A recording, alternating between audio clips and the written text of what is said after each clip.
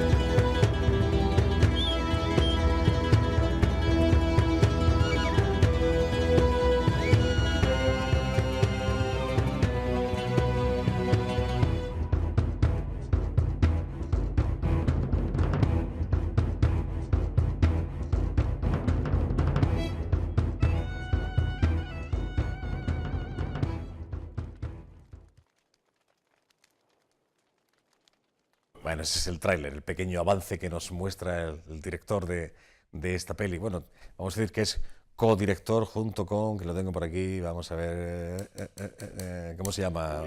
Julio García. Julio García. Miguel Ángel Cañada, buenas tardes, bienvenido, hombre. Buenas tardes. Tenía por aquí apuntado, tengo tanto nombre y tanta historia que se me ha ido. Habéis compartido la dirección de la historia, ¿no? Bueno, verdaderamente la historia la hemos escrito entre los dos, entre Julio y yo. Y en principio yo iba a ser el director y él me iba a ayudar, pero claro, como yo también tengo un personaje importante en el corto, pues había momentos en los cuales evidentemente no podía estar pendiente a todo, que por mi manera de ser sí quería estar pendiente a todo, pero no podía ser. Y entonces pues ya llegamos al acuerdo que Julio dirigiera. Dirigir y actuar es complicado, me da la impresión, ¿no? Hombre, es muy complicado, ¿sí? Porque no puedes estar pendiente de tu interpretación, todo, ¿no? de lo que haces. Pero verdaderamente se hizo lo que... ¿Quién es este hombre? ¿Quién es Julio García? Julio García es un cantautor alicantino, que lo conozco hace mucho tiempo, tuvo también una vinculación con el mundo del toro, es matador de toros, y por una lesión tuvo que retirarse de este mundo, y empezó su trayectoria en el mundo de la música, porque a él le gusta mucho esto de la música, y entonces empezó a componer, empezó a tocar, y llegó a oído de Paco Ortega, el grandioso Paco Ortega llegó a oído de él, música de Julio, y entonces se pusieron en contacto, incluso Julio García ha grabado con Paco Ortega, ha grabado con Universal, y le ha grabado y le ha hecho música y canciones a muchísimos artistas. Bueno. Y entonces tenemos una amistad muy grande, y como yo también he trabajado con él en los videoclips que ha hecho él de su música y tal, pues entonces de alguna de las maneras me involucró él en este proyecto y ha sido él el que me ha metido. El mundo del toro, el mundo de la música, el mundo del cine, en fin, hombre polifacético, toca todos los palos, Miguel. Sí, Julio, sí. Hemos visto el tráiler, por cierto, imágenes de localizaciones del Rancho Leone, donde se ha rodado no sé si en su totalidad o en gran parte de la historia, algún sitio bueno, más. Bueno, hemos rodado en Rancho Leone. Y en el entorno del rancho. Y en los entornos, en una rambla de los alrededores, Bien. O sea, muy cerca al rancho, ahí donde se ha rodado. Y luego hemos rodado los interiores en Elche de la Sierra, es un pueblo de Albacete, en una casa que tienen los familiares de Julio allí, y entonces hemos querido hacer una historieta en un alto, en una casa como una casa vieja, y ahí hemos hecho otro trocito que lo hemos hecho hace unas semanas. Vale. ¿Pero está ya terminado la Sí, historia? ya está terminado, se está montando. Vale. Te traigo en primicia a tu programa, Muchas porque gracias, yo hombre. quería traerte algo en primicia. El tráiler. El Lo hemos tráiler, visto. el tráiler y el making of, un trocito del making of, Ujú. lo hemos colgado en las redes este fin de semana. Pero bueno, a principio de semana ya estoy aquí en tu programa. Pero lo que sí te traigo en primicia es el cartel, que nadie lo ha visto, absolutamente nadie, y es decirte que ya he cerrado hoy la presentación de nuestro cortometraje en el teatro del auditorio de la escuela EMMA, Emma. el 24 de marzo a las 8 de la tarde. Vale. Mira qué chulo el cartel, ¿eh? Pues la verdad, es Parece el Zorro, tío, ¿no? es una historia, es muy Adrián Berenguer, es El autor de es uno cartel. de los cámaras, que hemos tenido un Aarón Martínez aquí, el operador de cámara en Almería, y Adrián ha sido el operador allí en Elche de la Sierra, pero es diseñador gráfico, y entonces lo ha diseñado él. La verdad es que yo lo veía porque, si te das cuenta, ahora cuando lo vuelvan a poner, en los ojos del personaje son dos aves, son dos pájaros Sí, verdaderamente. es cierto, mira, ahí lo Y tienes. entonces, claro, como un pájaro con las alas hacia arriba y otro hacia abajo, Sí, sí. y verdaderamente no me terminaba de rematar cuando me lo presentaron. Pero sin embargo luego me ha dicho algo en mi interior que sobre todo el que parece que está con el ojo cerrado, pues como algo más íntimo, más de sentimiento, y tiene que ver mucho en un momento dado con el personaje. Sí. Entonces, no es porque sea el cartel de mi corto, pero verdaderamente luego ha habido algo en mi interior que me ha dicho que es un cartel que es muy bonito y diferente. Vamos a darle un poco de audio al making of, que están explicando un poco cómo os conocíais y, en fin, cómo se rodó Sí, este es Luis Romero, el protagonista. este corto. Un poquito de audio, adelante. Y yo, pues, imagínate, encantado, no. Lo siguiente. Nos conocimos ahora unos años, 4 o 5 años por lo menos, en un rodaje. Y a partir de ahí, pues, cuando nos ha hecho falta uno, nos hemos llamado a uno, nos ha hecho falta otro y así. Me estuvo comiendo la cabeza durante un tiempo. Yo tengo ideas, tengo proyectos, tengo cosas. Y a mí, que me gusta meterme en cualquier embolado, pues le dije, apenas tengas algo, llámame, Miguel Ángel, que yo voy contigo a muerte. Y así fue, que no pasaron ni unas semanas del último bolo. Y le dije, obviamente, sí, vamos a por todas. Vine a hacer un videoclip para una hija mía y entonces vino un amigo de Juli que se llama Carlos Lima y me gustó mucho, fue improvisado el videoclip y me gustó mucho. Y a raíz de aquello, digo, y ya me calenté un poquito. Yo soy Billy, el malo. No lo estará grabando, que me mosqueo, ¿eh? Porque a mí me gusta mucho cómo él trabaja y cómo se toma esto, la seriedad que tiene, el amor propio, porque quiere que las cosas salgan muy bien. A veces es muy pesado, pero eso es parte de su personalidad y eso es donde está lo bonito, ¿no? Yo me pongo el sombrero y parezco la serie, es una matorcha. Pero es muy grande para la niña. Me propuso entrar en este proyecto, me explicó un poco la historia. La cosa es también escucharlas y verlas, porque la gente puede ver en casa que es un pequeño fragmento de la complejidad que tiene el mundo del cine. En este caso es un cortometraje, ¿no? Mucha gente currando, gente que no sale ante la cámara, pero que sin ellos sería muy difícil, casi imposible hacer una peli. Hombre, pues verdaderamente sí. Tú bien lo sabes, que llevas Porque unos hay años en esto, hay Miguel. muchísima gente detrás de las cámaras, y la gente no sabe que en televisión hay mucha gente que está trabajando Ya detrás lo de creo. televisión. Independientemente de lo que se ve delante de cámara, hay mucho trabajo por detrás, muchísimo equipo, y en el cine es igual. Hay mucha gente trabajando que jamás en la vida podríamos nosotros hacer lo que hacemos si no estuviese todo el personal que está por detrás, porque evidentemente que es muy importante también. ¿Qué cuenta la historia? La venganza de Silvia Fría. Más o menos uno se puede hacer una idea por el título, Miguel, pero en fin, avánzanos un poco, con palabras, No puedo decir mucho. lo que se pueda contar. No debería decir nada, lo único que sé es que se van a encontrar unos personajes, se van a encontrar unas personas en un momento dado, y lo que menos se podía esperar es que sucediese lo que vaya a suceder, y inexplicablemente uno de los personajes tiene el merecido correspondiente. Tiene problemas, claro. Resumidamente, diplomáticamente así lo ha contado. La venganza se sirve fría. ¿Tú eres uno de los protagonistas o el protagonista? Bueno, el Uno de los que tiene protagonista es Luis Romero. Lo que pasa que también es uno de los productores, porque el corto lo hemos producido Luis, Julio García y yo. Cuando se habla de producción, vamos a traducir producción para que la gente lo entienda en casa. Cuando se habla de producción, estamos hablando de los que ponen la pasta. Bueno, ¿o no? Sí, en el cortometraje ha habido personas de producción que han sido los que se han encargado en preparar todo, pero verdaderamente el productor ejecutivo es quien pone el dinero para que eso se pueda ejecutar, para que se pueda hacer. Claro. Y el corto ha costado poco dinero, lo he preparado o lo hemos preparado para que sea lo menos costoso posible, pero evidentemente hay unos mínimos de gastos y los productores ejecutivos es Luis Romero, que es el protagonista, Julio García y un servidor, que también he tenido, contestándote a lo que me decías, he tenido un personaje con mucho peso, porque a Julio y a Luis le hacía muchísima ilusión que yo también tuviese un personaje en mi corto, y entonces así ha sido. ¿Tu primera experiencia como, en este caso, codirector, o habías hecho alguna cosita antes, Miguel? Yo había dirigido actores. Había dirigido actores en algunos cortometrajes, con Aarón, con el operador de cámara que hemos tenido aquí en Almería, hizo un cortometraje y me llamó y yo estuve dirigiendo a los actores. Y luego he hecho cosillas y en videoclip.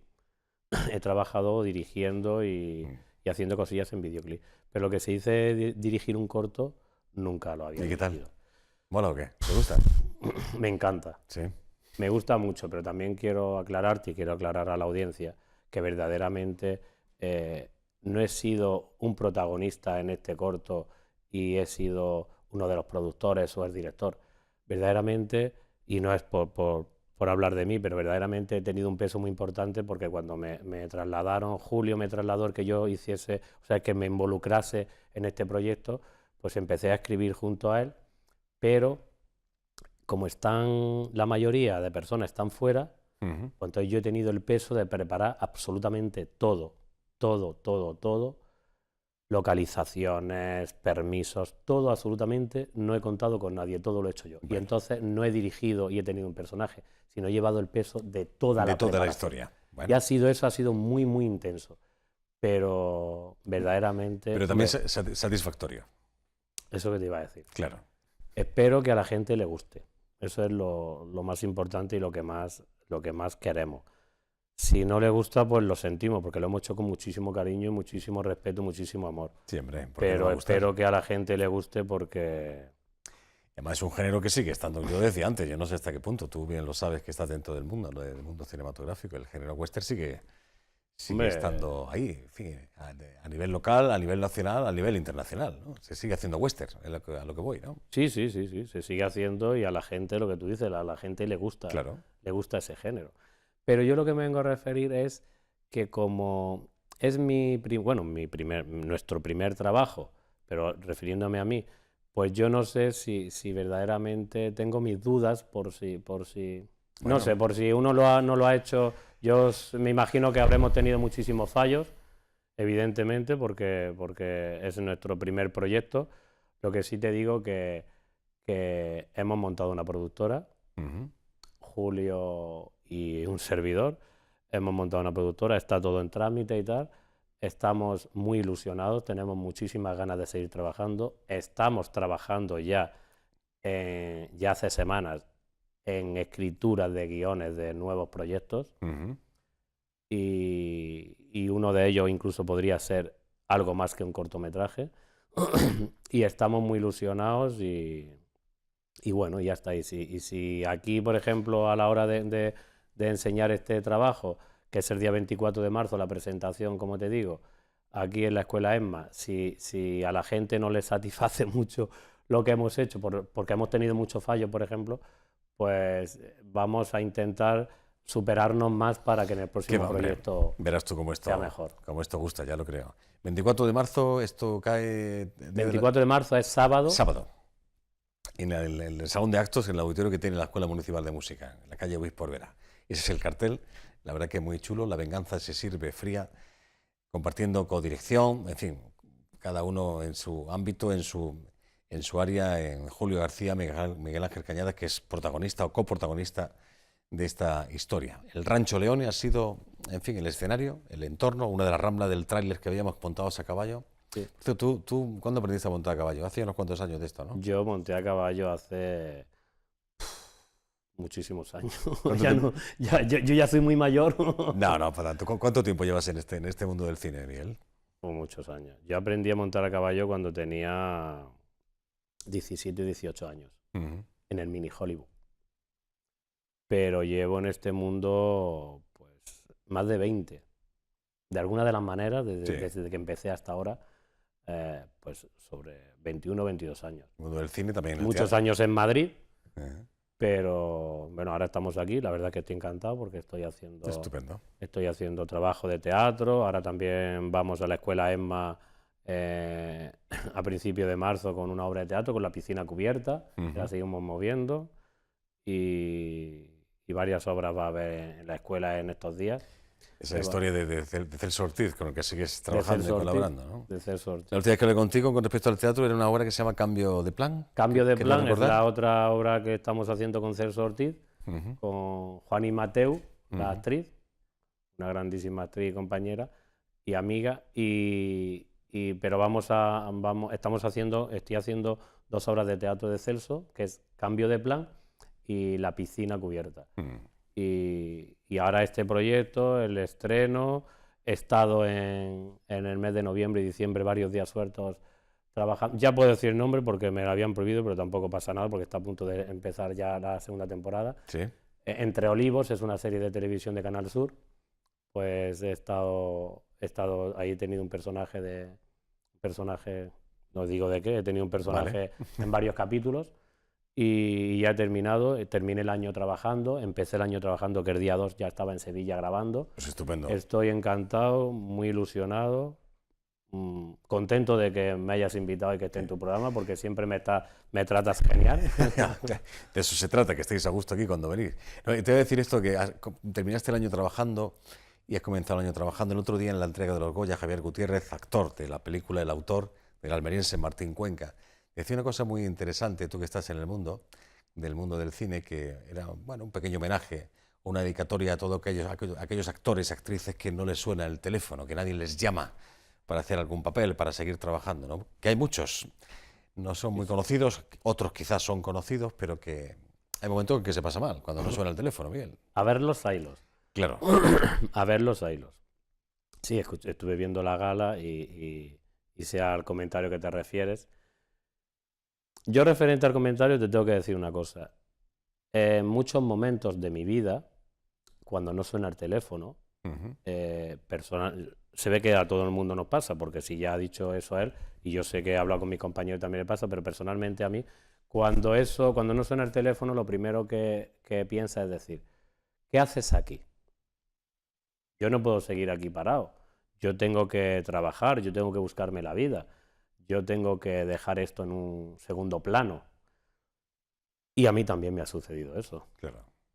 A mí también me ha sucedido y ya lo tenía muy claro y con mucho dolor. Pues incluso en otras etapas de mi vida hace tiempo, pues dejé este mundo. Ahora lo que te puedo decir, que contrariamente a lo que ya me sucedió en su día, estoy súper encantado, sigo luchando, evidentemente no tengo 20 años, pero lo que tengo de edad lo tengo de profesionalidad en el aspecto de toda la carrera que llevo a mi espalda, ¿no? Y lo que sí te puedo decir es que me suceda lo que me suceda, jamás en la vida voy a dejar de luchar. Nunca en la vida. Yeah. Puede que yo llegue a ser un personaje, un actor, un director, que sea importante, o puede que no.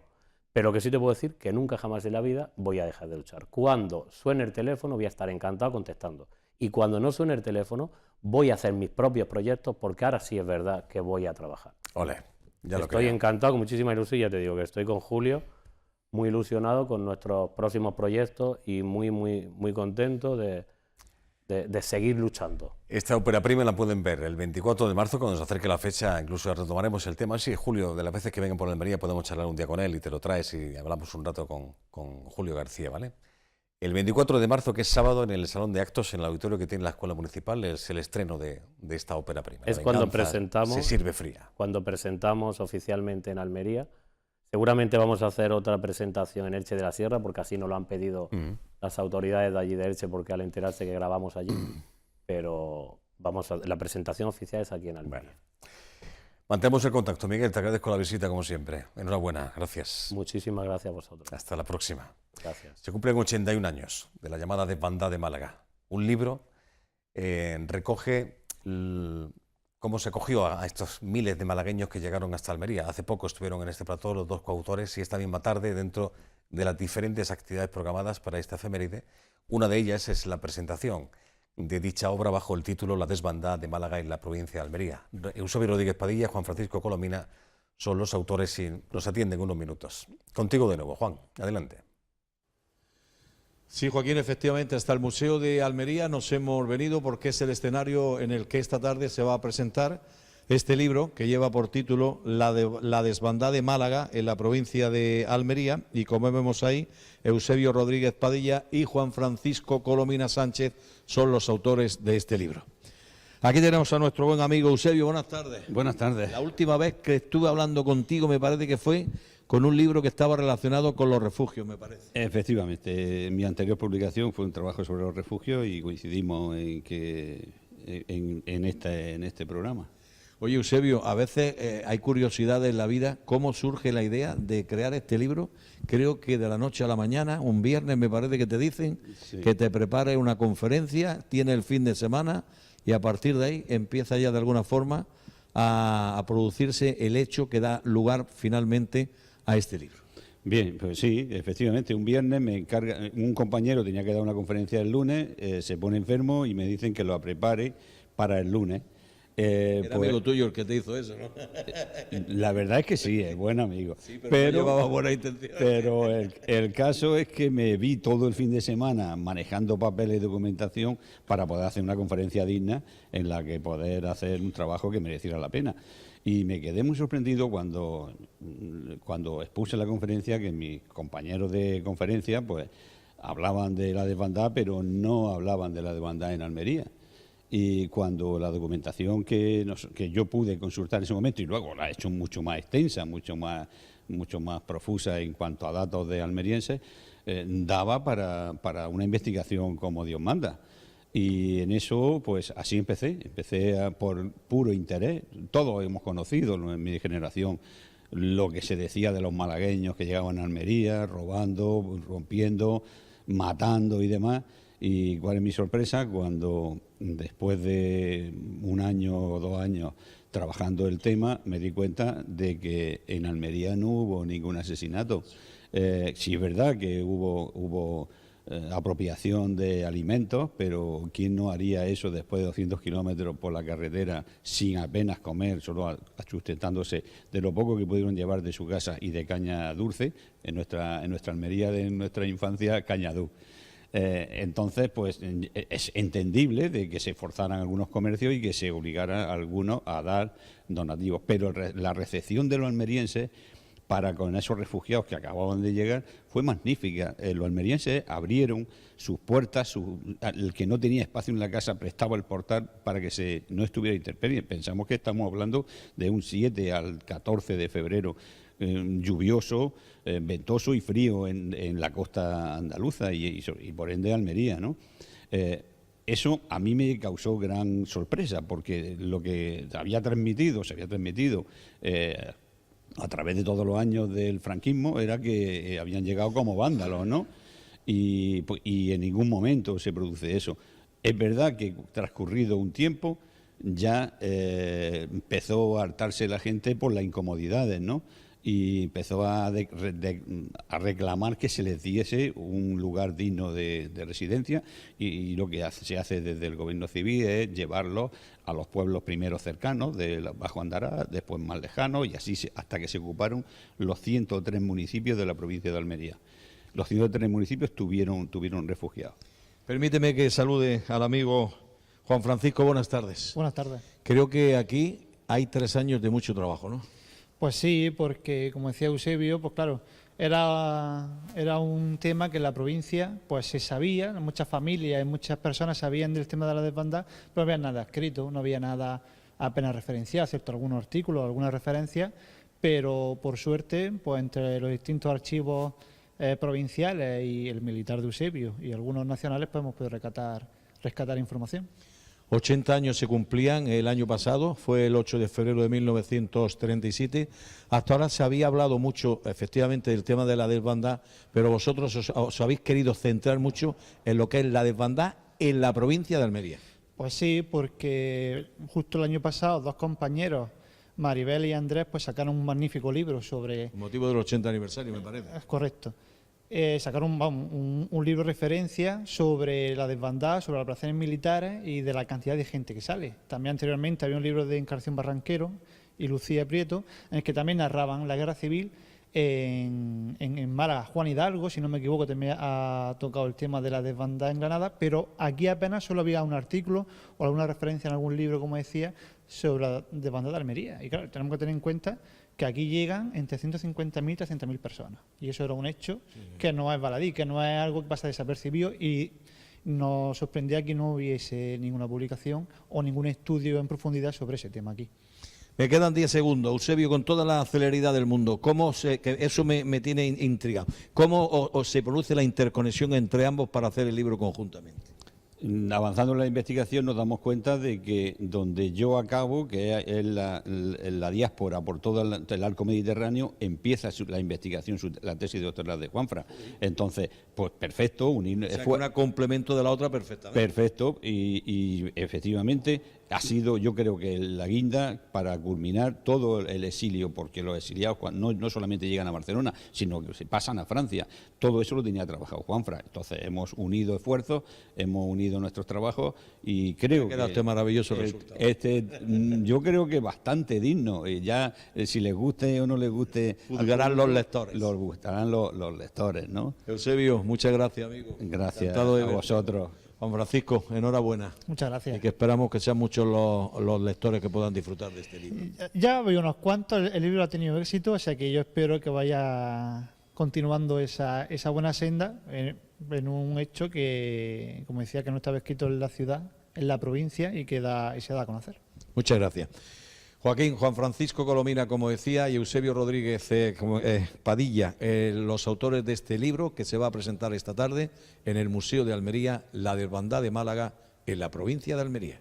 Gracias a los dos, Eusebio y Juan Francisco, por atendernos estos minutos. La presentación en unos instantes en este museo, y es una de las actividades, como digo, programadas para este aniversario, 81 aniversario de la desbandada, como homenaje a las miles de personas que en febrero del 1937, durante la incivil guerra, huían de Málaga por la carretera en dirección a Almería y fueron masacradas de una forma muy canalla por el ejército de Franco, aliado con los fascistas italianos y los nazis alemanes. Por cierto, que va a haber una actividad, unas 400 personas, esto podemos leer como titular esta mañana en prensa, recorrerán la senda de la desbandada. La marcha se enmarca en los actos que recuerdan la masacre de la carretera de Málaga a Almería. Bueno, otra efeméride, nada tiene que ver con esto, evidentemente. Esta es un poco más positiva, sin lugar a dudas. Ha sido muy positiva para la ciudad de Almería y para su provincia. Hoy, 6 de febrero, se cumplen 50 años de la inauguración del aeropuerto. Se lograba en el 68, tal día como hoy. Datos concretos y la aportación, la información que nos aporta AENA, Aeropuerto de Almería. El aeropuerto de Almería, leo textualmente, cumple hoy 50 años. En este medio siglo de historia, sus instalaciones han sido testigo del tránsito de 27,2 millones de pasajeros y más de 542.000 aeronaves, unas cifras que ponen de relieve su contribución al desarrollo turístico y económico de la provincia. El primer vuelo, sirva como dato curioso, el primer vuelo comercial que aterrizó 2 días después de aquella inauguración, el 8 de febrero a las 5:30 de la tarde, se trataba de un Fokker F-27 de Iberia procedente de Madrid, que bautizado con el nombre de Río Ebro llegó con 38 pasajeros a bordo y todas sus plazas ocupadas. Las conexiones con la capital de España adquirieron una frecuencia diaria en abril y con posterioridad se incorporaron nuevas rutas con destinos como Murcia, Barcelona o Melilla. En julio del año 1970, se inauguró la primera línea aérea internacional regular Almería-Valencia-París.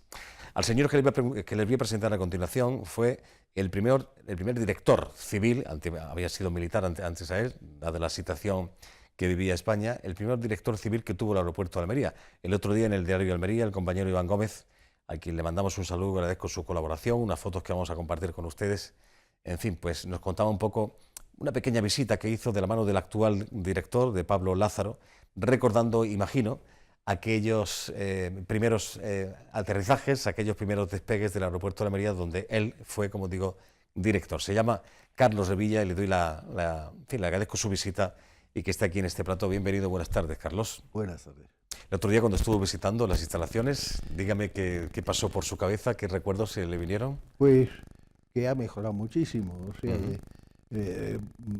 sí, yo tengo recuerdos precisamente de la época de la inauguración del aeropuerto, cuando se hizo todo con mucho esfuerzo y muchas prisas, a impulsos sobre todo de turismo, de Fraga Iribarne, sí, que fue un hombre que hizo muchísimas visitas mientras estábamos en la obra, porque en el plan de desarrollo turístico español estaba incluido Almería, y Almería sin aeropuerto no hubiera tenido nunca un desarrollo turístico.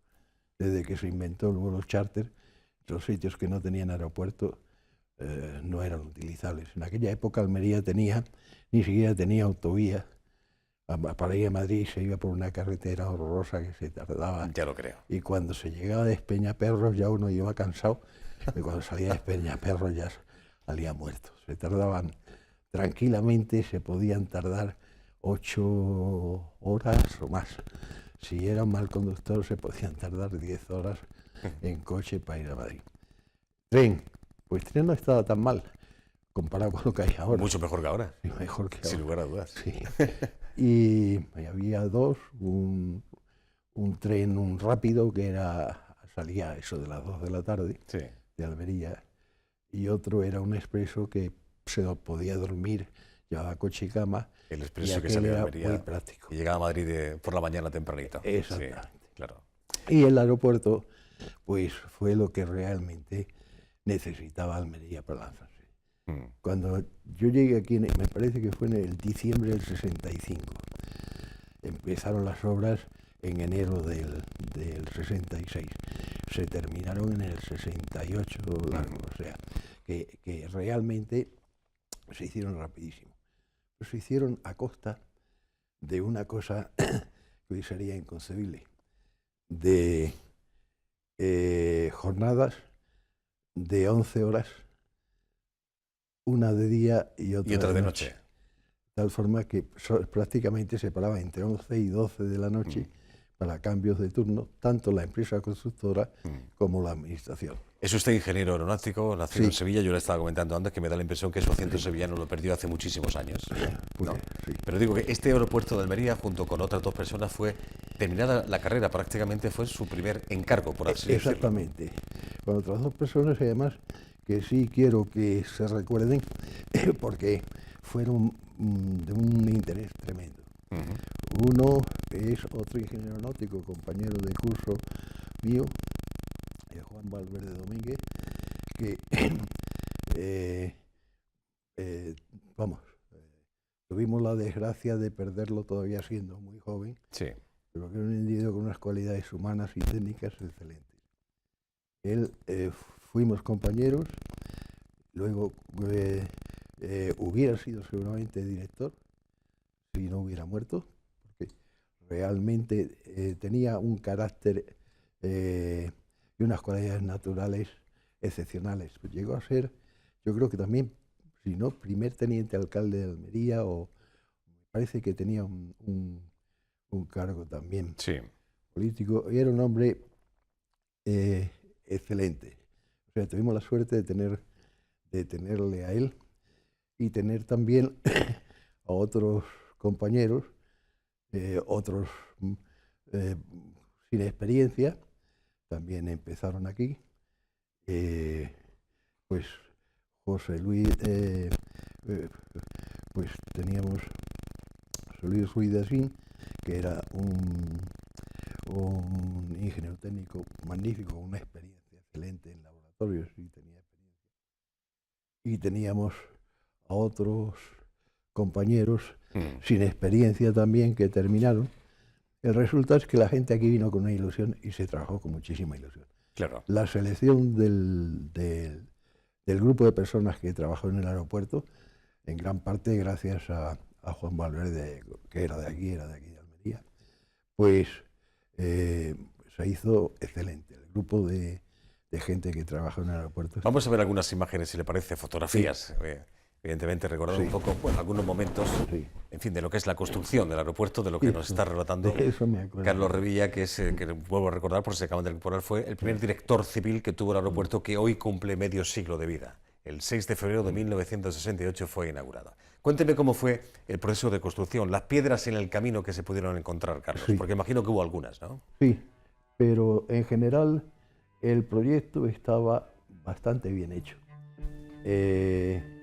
Hubo, sin embargo, algunas cosas que eran imposibles de predecir o difícilmente se podían haber... haciendo un estudio más detallado, muy detallado, por las prisas de ese proyecto tampoco lo permitieron. Esto se hizo en 2 años, ¿no? Del 66 al 68, más o menos, ¿no? Un poco más de 2 años, casi tres. Vamos, algo inaudito, porque era una obra para haberla hecha tranquilamente en 5 años, una cosa así. Pero con turnos de 12 horas, día y noche. Día y noche, claro. Permítame, bueno, estábamos viendo ahí una fotografía, imagino que el generalísimo, sí, gracias compañero. Sí. Esta fotografía, la superior, la presencia de Franco en el aeropuerto de Almería. Sí, estas fotografías tenía yo, lo que no sé si las he traído yo, no lo sé, creo que... Pero ¿cómo fue aquella visita? ¿Cómo lo recuerda usted esto? Pues la visita esa salió muy bien, o sea, fue una cosa, la habían preparado muy bien, no hubo ningún problema, hubo una pequeña incidencia nada más en la torre de control, pues para que la comitiva subió al fanal de la torre de control de donde se dominaba todo el aeropuerto con Franco. Y entonces, al regreso, ocurrió una cosa que no esperábamos. Se había notado un pequeño defecto en el ascensor en la bajada. Sí. Y se paró en la bajada. Sí. Y menos mal que teníamos uno de nuestros hombres de confianza, el más fuerte de todos, en un sitio que se podía actuar manualmente el ascensor, por medio de una polea. ¿Pero estando con Franco dentro del ascensor? Sí. Sí. Y bajando. Y bajando. No quiero ni pensar. Pero felizmente nuestro hombre de confianza la mereció justificadamente, porque los que bajaban con Franco ni se enteraron que aquello había sufrido una pequeña detención. Quiere decir que en lugar de bajar con energía eléctrica, bajó con energía humana. Sí. Este paraje donde hoy se ubica el aeropuerto de Almería era conocido y se conoce como Los Abardinales, ¿no? Era como se conocía esto. Sí. No sé si la extensión actual, en fin, tuvo razón de ser o se podía haber ampliado un poco más el aeropuerto almeriense. Carlos. La época en que se hizo el aeropuerto, en que se proyectó el aeropuerto, estaba justo. No había esperanzas, o sea, normalmente los aeropuertos se diseñan en función de las previsiones de tráfico. Las previsiones de tráfico que aquí había en aquella época, como mucho llegaban al 19, aviones de 90 plazas, como mucho. Los aviones ahora grandes, vamos, es que ni estaban en proyecto siquiera. O sea, los aviones de pasajeros tan grandes como los que hay ahora. Entonces, con aquellos aviones era justo lo que... Y además... el proyecto sí permitía ampliaciones, como se ha hecho realmente. La ampliación de 800 metros de la pista ha sido una buena idea. El terminal se ha ampliado correctamente en una cosa fundamental en los terminales, sobre todo los terminales charters, que es la profundidad de colas en las salas de facturación. Aquí tuvimos un problema, y eso sí fue quizá un poco de error de proyecto, porque lo proyectaron muy escaso de fondo de colas en el área de facturación. Muchas veces, cuando ya empezaron a llegar charters, los pasajeros tenían que esperar fuera del terminal. Las colas salían fuera de la protección del terminal. Se hizo una cosa provisional de madera hasta que por fin se consiguió mejorar un poco aquello, pero vamos, las últimas modificaciones han sido las verdaderamente buenas. Me gustaría saber su opinión sobre una cosa. Hace un momentito, en la anterior entrevista, hablando de que estamos hablando del mundo del cine, en fin, de un cortometraje del género western, Sí. y yo he hecho un comentario que no sé si realmente fue así. Esto se ha hablado siempre, ¿no? La relación de la construcción del aeropuerto de Almería con la industria cinematográfica. Cuando empezaron a hacerse aquí en Almería las grandes producciones, grandes películas, claro, había que llegar a Almería y era muy complicado. No había aeropuerto. No sé si esto justificó de alguna forma la construcción del aeropuerto. Yo creo que fue un complemento, digamos, muy importante. No por la presión que hicieran las empresas cinematográficas, sino que dio paso a una riqueza que nunca se había pensado en Almería. En Almería, no sé quién descubrió los paisajes del oeste que se podían mejorar aquí incluso, y empezaron a rodar películas del oeste y empezaron a ir. Por aquí pasó nada más, gente quizá de las estrellas cinematográficas, los más cuajados de la época, Brigitte Bardot, Sofía Loren, Claudia Cardinale, ¿qué voy a decir? Venían por aquí. ¿Usted las conoció personalmente? Algunas las pude conocer, no personalmente, pero estar a lo mejor cenando al lado de ellos y tal. O sea, verlos próximos sí, personalmente no conocía. No, pero me refiero al director del aeropuerto, cuando venía una estrella de Hollywood, era el que más o menos el que recibía a estas personas. No funcionaba esto así. Nosotros no, las obligaciones que teníamos eran oficiales. Vale. Y nunca venían como personal oficial, venían, además normalmente venían en vuelos privados. Normalmente, si eran estrellas conocidas, venían. No, nosotros no. Bueno, este aeropuerto de Almería fue, como estábamos comentando, recién terminado su carrera de ingeniería aeronáutica, digamos, su primer encargo, pero, en fin, lo que ha construido, ha hecho de constructor, de consultor y de explotación de hasta medio centenar de aeropuertos en diferentes partes del mundo, no solamente en España. Sí. Ejemplos, hablamos de Uganda, de Jamaica, Costa Rica, Colombia, Argentina, Cuba, las Islas Bahamas, etcétera, etcétera. Sí, prácticamente he hecho trabajos de aeropuertos, algunos completos, en algo así como en 60 países. Bueno. Sí. Ahora el que más cariño le tengo naturalmente es el de Almería, pero por trabajos relacionados con aeropuertos y aeropuertos completos y arreglos también, en sitios tan raros como Uganda o cualquier lado, o sea, de África, en muchos sitios de África. He tenido trabajos en América, en el continente americano, menos 5 países, estaba en todos. Unos haciendo estudios y otros haciendo trabajos aeroportuarios. Algunos aeropuertos totalmente nuevos, otros mejorando cosas. Y de aeropuertos prácticamente he tenido una universidad de trabajo amplísima. Ha sido usted un hombre viajado, ya lo creo que sí. ¿Ha disfrutado de su profesión, Carlos? Efectivamente. Quizá nunca imaginé que podía disfrutar tanto con mi profesión, porque de verdad me he podido sentir útil en situaciones a veces muy comprometidas y muy desagradables. Aquí realmente no hubo muchos problemas, porque Almería, que para nosotros, que no teníamos experiencia entonces, hubiera sido difícil con un público, con unos naturales exigentes, nos ayudó muchísimo. En Almería, empezando por las autoridades y acabando por último todo el mundo nos ayudó con la cuestión del aeropuerto. Aquí fueron todas facilidades. Claro. Marcó un antes y un después para el futuro almeriense, ¿Cómo? sin lugar a dudas. Sí, un antes y un después, la construcción del aeropuerto. Pero incluso durante las obras ya se notó muchísimo. Empezaron a venir inversores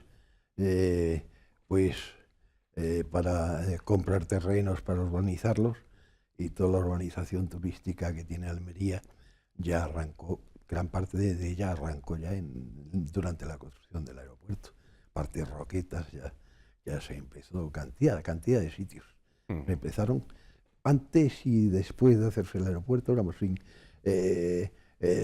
sin una interrupción, sino simplemente que cada vez venían más, y cambió totalmente Almería. Yo la conocí en el 65 y esa misma Almería, 4 o 5 años después, era totalmente distinta. Una pregunta curiosa, siempre me he preguntado esto, quizás es una pregunta absurda, pero quisiera hacérsela como director de aeropuerto que ha sido y su experiencia como tal. ¿El que un aeropuerto se construya cerca del mar, esto es garantía de algo, Carlos? ¿O no tiene nada que ver? Tiene una ventaja los aeropuertos cerca del mar. Normalmente no hay alteraciones grandes de los vientos. El problema que tienen los aeropuertos entre montañas es que las montañas desvían mucho las corrientes. Entonces, la dirección del viento es fundamental en las maniobras de despegue y aterrizaje. Entonces, cerca del mar puedo tener un viento lateral, un viento de un sitio, pero normalmente no suele haber montañas como aquí, no están demasiado cerca. Y Sierra La Milla es lo más próximo, pero afecta muy poco a la zona del aeropuerto.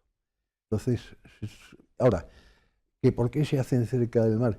También muchas, porque han estado buscando sitios que estuvieran accesibles para las zonas turísticas y tal. Pero una de las razones técnicas puede ser los vientos. Bien. Una estabilidad en los vientos es fundamental en las operaciones del avión en tierra. Hay un libro que voy a mostrar, y van a ver ustedes la portada, esto se lo regalaba el otro día cuando visitaba las instalaciones, el actual director, Pablo Lázaro, un libro que se ha publicado con motivo de este aniversario, diferentes actividades durante todo este año 2018, y esta es una de ellas, la historia del aeropuerto de Almería. Sí. ¿No? Bueno, sí. Usted forma parte de esta historia, evidentemente. Pues sí, desgraciadamente, de los más antiguos, porque sí, hombre. Ya soy prehistórico. Estuvo usted desde que se puso la primera piedra y fue el primer director civil del aeropuerto almeriense. Sí, porque estuvo antes un director militar que además, guardo un buen recuerdo de él, porque actuó con mucha inteligencia y mucha habilidad, teniendo en cuenta que su experiencia en aeropuertos pues eran aeropuertos militares, no aeropuertos civiles. Pero realmente actuó con mucho sentido común. Almería tuvo suerte con la gente que estuvo en el aeropuerto, o sea, en general con todos. Pues estupendo, 50 velas, esperemos que sean muchas más y que cada vez haya más vuelos, que es de lo que se trata, el despliegue turístico, que eso se ha notado en estos años, sin lugar a dudas, si uno echa la vista atrás, aquellos años 60, primeros años 60, donde, en fin, no había un avión que llegase a Almería porque no había aeropuerto, ha supuesto para el sector turístico y económico pues un gran avance, sin lugar a dudas. Sí, no, era fundamental, porque es que el turismo se ha demostrado que cómo se desarrolla es con vuelos charter. Todo lo que sea turismo de tren, que hay que hacer transbordos y todo eso, el avión tiene la ventaja que va desde el aeropuerto del que sale el pasajero que vive próximo a ese aeropuerto normalmente hasta su destino y sin interferencias de nadie. Es mucho más cómodo, no solo por la rapidez, sino por Ahora lo único que queda, si es posible, es bajar un poco los precios de los billetes según el destino a donde se vaya, ¿no? Me da la inversión, Carlos, ¿no? Pues yo no lo sé porque ahora mismo estoy bastante desconectado del tema, pero hay una cosa, los precios que veo ofertados en las empresas turísticas a mí no me parecen caros. Otra cosa son los vuelos regulares. No, yo le hablo de viajar, por ejemplo, a la capital de España. Vuelos regulares. Vuelo regular. Pues los vuelos regulares sí suelen ser más caros. Sí, claro. Pero hay que tener en cuenta también normalmente la capacidad de los aviones. Si se llenara aquí, por ejemplo, un avión de 200, 300 pasajeros, sería más barato. Lo que pasa es que con vuelos con 90 pasajeros. Esto es lo que estos años atrás está funcionando muy bien a nivel mundial, el llamado low cost, ¿no? Sí. Estos son pasajes a un bajo precio por esto, ¿no? Porque el avión va completo el avión es se puede bajar el precio. Y se puede bajar el precio. Evidentemente. Le agradezco mucho su visita, Carlos. Enhorabuena por la parte que a usted le toca, ¿vale? Pues muchas gracias. ¿Vale? Muchas gracias. Un momentito, que te voy a dar paso a los compañeros y enseguida se puede usted levantar. Juan Domínguez, estamos en Galería Alfareros, hay una exposición que se inaugura esta misma tarde de una señora, la autora se llama Carmen Moreno, y la ha titulado Experimentos Pictóricos. Cuéntanos un poquito de qué va la historia. Adelante, de nuevo contigo. Sí, Joaquín, Experimentos efectivamente pictóricos es el título de la exposición que se va a inaugurar aquí esta tarde, la Sala de Arte de la Diputación Provincial de Almería, la que está situada en la Rambla Alfareros.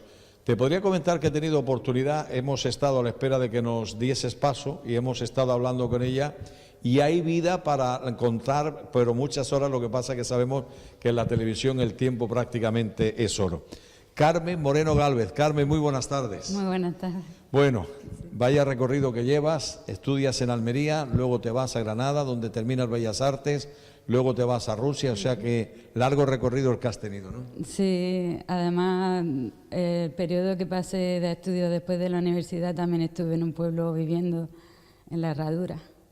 Pero desde muy pequeña prácticamente en tu ADN, en tus venas, ha circulado siempre el mundo de la pintura, ¿no? Sí, lo tenía claro desde que era muy pequeña, la verdad. He tenido que luchar mucho para poder estudiar lo que me gustaba, pero bueno, he tenido suerte y he podido disfrutar de lo que me gusta hacer, claro. Antes de hablar de la exposición de esta tarde, me comentabas también que de alguna forma tu obra, y lo pone aquí efectivamente, ha estado marcada por la pintura precisamente de Vincent Van Gogh, ¿no? Sí, fue el primer pintor que me impresionó, porque aparte de que me gustaba mucho su pintura, creo que los motivos que le llevaron a hacerla pues son muy nobles y me gustó mucho su forma de luchar por un mundo mejor, y creo que tiene unos valores. ¿Esa influencia que ejerció sobre ti pudo ser determinante a la hora de realizar ese viaje? Sí, me marcó mucho durante la adolescencia la perspectiva de vida que tenía. Luego ya fui cambiando porque vi que es mucho más... La vida hay que amoldarse un poco más a las circunstancias, ¿no? Y entonces, pues, hay que buscar un final siempre un poquito menos trágico, ¿no? Porque el arte es muy, muy bello, la tragedia es muy bella, pero al mismo tiempo hay que padecerla, ¿no? Bueno, creo, me lo confirmarás ahora, hiciste una que creo que fue magnífica, de índole colectivo en Granada, no sé si fue en La Gavia, me parece, aquí en Almería, en el patio de luces de la Diputación Provincial, pero a título individual me parece, y es todo un honor, que es la primera, ¿no? Sí, es la primera exposición individual que hago, porque he estado durante mucho tiempo recopilando la obra y guardándola, almacenándola y buscando otro tipo de salida. Y no me he preocupado de moverla ni sacarla. La verdad es que no, en ese aspecto no he sido muy comercial. Carmen, estamos viendo imágenes ahora mismo, lo están viendo los espectadores que están viendo el programa. Al final creo que son 25 las obras que te has traído a esta sala de exposiciones, ¿no? Sí, son 25 obras de distintos estilos, por eso le he puesto experimentos pictóricos. Era lo que te iba a preguntar a continuación, que por qué el título de experimentos pictóricos. Sí, pues porque he ido buscando distintas formas de expresión a través de los distintos tratamientos de las diferentes técnicas. Carmen, ¿es un error mío o una interpretación equivocada mía, o veo cierto romanticismo en las obras?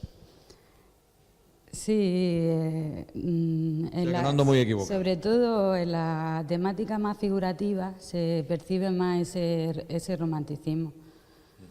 Bueno, me comentabas que 25 efectivamente, lo que hemos visto también es que mezcla, ahí yo creo que mayoría lo hemos estado viendo de óleos, pero se mezclan algunos óleos con algunas acuarelas, ¿no? Sí, óleos, acuarelas, tintas diferentes, sí, casi todo óleo y acuarela. Carmen, para terminar, como madre de la criatura, que tú la has parido y que la conoces como nadie, darle a los espectadores algunos argumentos, algo